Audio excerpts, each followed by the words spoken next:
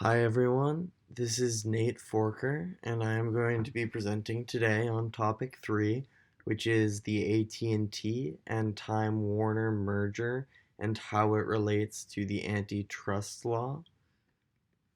So, what is currently happening?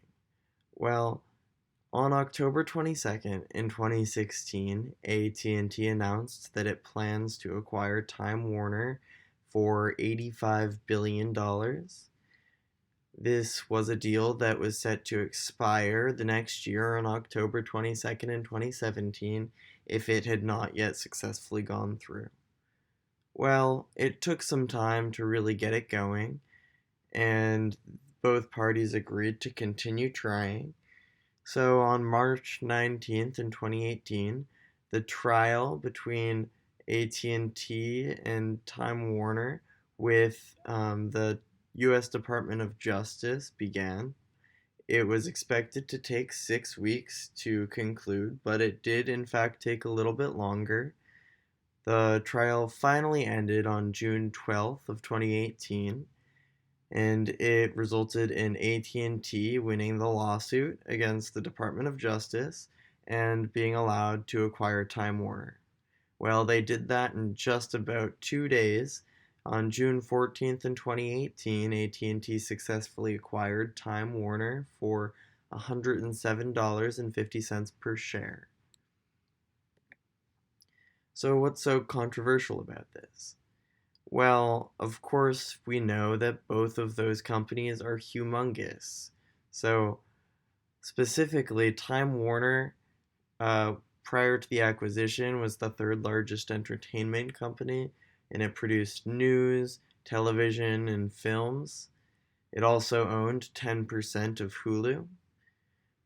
AT&T was the world's second largest telecommunication companies in the world and is also the largest in the US. It is also a holding company that owns DirecTV and 50% of Otter Media. That is very important. So, what is this all about, and why does the Department of Justice care, and why should we care? Well, the U.S. Department of Justice in the Antitrust Division works with the Federal Trade Commission to protect consumers from an increase in price due to mergers and acquisitions. And these antitrust laws were created in the 1920s to prevent the monopolization of markets and manipulation of consumers by these corporations. So here's a little video that will tell you some more about the antitrust laws and why we need them.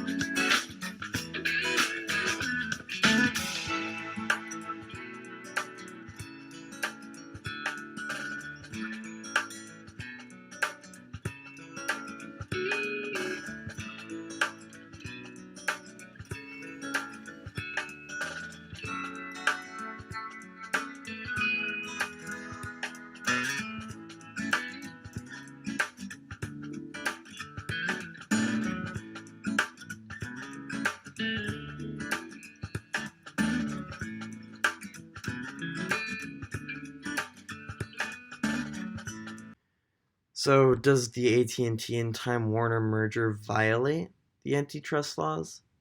Well, let's take a look.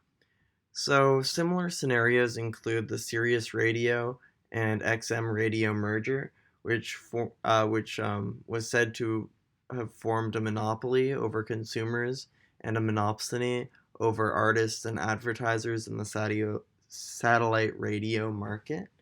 That was from an economics point of view, uh, but it really considered the satellite radio market an entire market, when realistically it was only part of a market. The Department of Justice ruled that although it is a market, it still competes with the AM/FM radio, MP3, among other things. So it is not necessarily a monopoly or monopsony.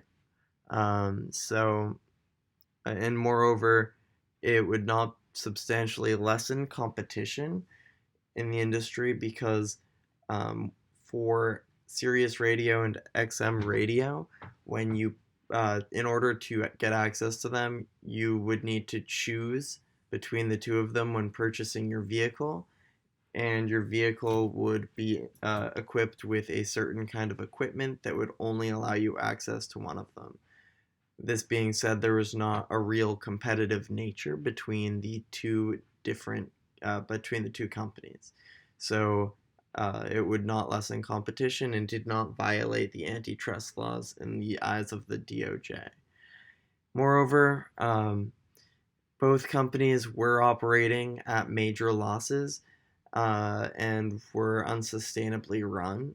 So ethically, it would be responsible to allow them to combine, which would allow them to combine their assets and lower their costs and reach more customers, which may allow them to begin operating with profit. Another example is when AT&T also tried to merge with T-Mobile on March 20th of 2010. The Department of Justice ruled this to be a substantial decrease in competition if it occurred, because it would lower the amount of choice that a consumer has, and it would increase the coverage of AT&T and T-Mobile, but decrease the quality of the product.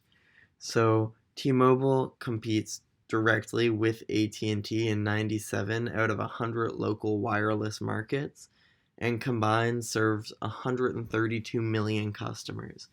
Of course, that is a ton of customers, but what is more significant here is that T-Mobile and AT&T basically touch the same customer, which means they compete for 97% of the market. Customers consider both AT&T and T-Mobile when looking at a phone plan. So this shows that there is strong competition between the two, and it shows that this would substantially lessen competition in the market and create more of a monopoly in the market. So specifically, they believed that a merger would lessen options for customers, it would lower the quality of the wireless server, and that is something that many Americans rely on daily. The Department of Justice won the lawsuit and considered it a violation of the antitrust laws. So what are the antitrust law arguments against the AT&T and Time Warner merger? Well, it really comes down to this. I told you this was important earlier. AT&T owns DirecTV. DirecTV, of course, is a television network provider, so it sells big packages through satellite-based broadcasting. They will be purchasing Time Warner, which will allow them to acquire all of their programming content, such as HBO, the CW, and many news networks, among other things. This will grant one singular TV provider control over the availability and prices of a large sum of content. So now DirecTV will have control over HBO, the CW, many news channels, and this really could be a problem because AT&T could give DirecTV a good deal in offering the content, but they could also make it more expensive for other companies to gain access, or not even allow other companies to access the content. So this would lower consumer choice. It would increase price and increase burden for customers, and it would substantially uh, lessen the competition between television providers because DirecTV would be at such an advantage. Why is this merger okay?